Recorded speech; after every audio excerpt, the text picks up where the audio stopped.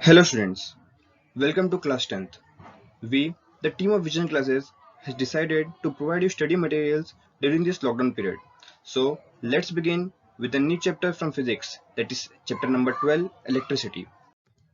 In this chapter, first we need to understand what do we mean by electric charge, as we all know that every material is fundamentally made up of atom which can be further divided into neutrons, protons and electrons. Here, neutrons doesn't have any kind of charge, means they are neutral. Protons are positively charged and electrons are negatively charged. So, a charge is a physical quantity which is defined by excess or deficiency of electrons on a body. A body is said to be positively charged if it loses electrons. Example, glass rod rubbed with silk cloth gets positively charged. Similarly, a body is said to be negatively charged if it gains electrons. Example, an ebonite rod rubbed with fur gets negatively charged. Here, the unit the unit used to measure charge is coulomb, which is denoted by capital C, and it is the SI unit of charge. The magnitude of charge on one electron is 1.6 into 10 raised to minus 19 coulomb, which is quite a very small number. The total charge on a body is calculated by a formula Q is equals to NE. This formula is generally used to find the total charge, where N represents the number of electrons and E is the charge on one electron.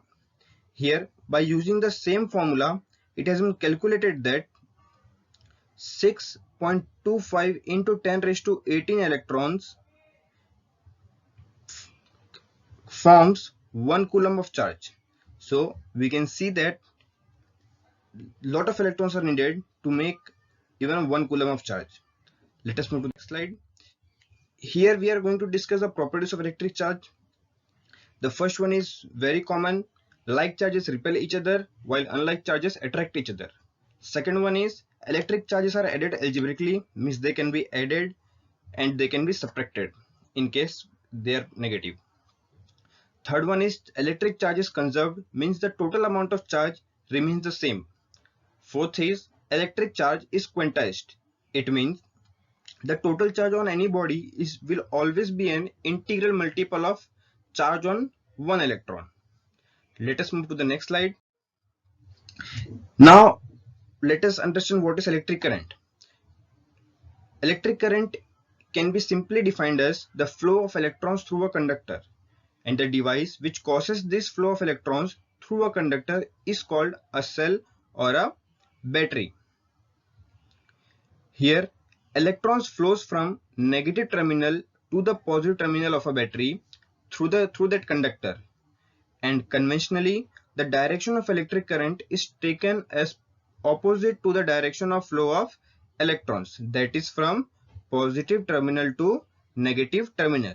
Here we can see that the direction of flow of electrons is negative, from negative terminal to positive terminal, whereas the direction of electric current is from positive terminal to negative terminal.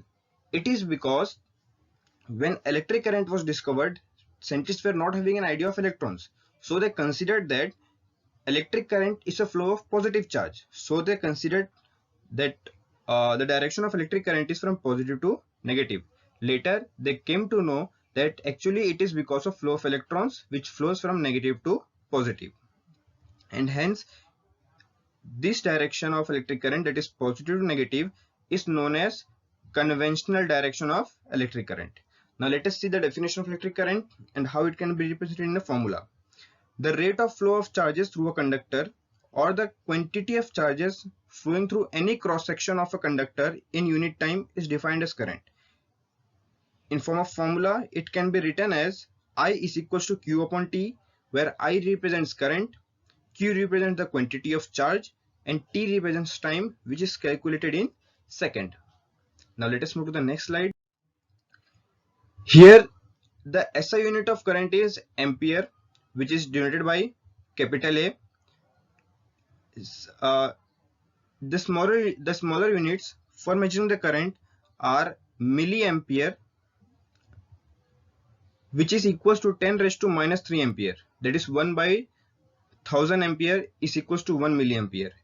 And an even smaller unit is microampere, which is equals to 10 raised to minus 6 ampere. Here, if 1 coulomb of charge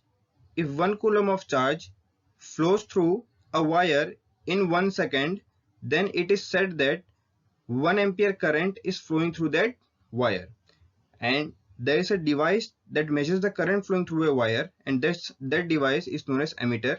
Here you can see a figure that shows a ammeter which measures the current in milliampere. There is a needle which points towards the different numbers, and that gives us the value of current flowing through the conductor. The two ends of conductors are connected between these points, and this ammeter is always connected in series circuit. Later in this chapter you will understand what is series connection. That's it.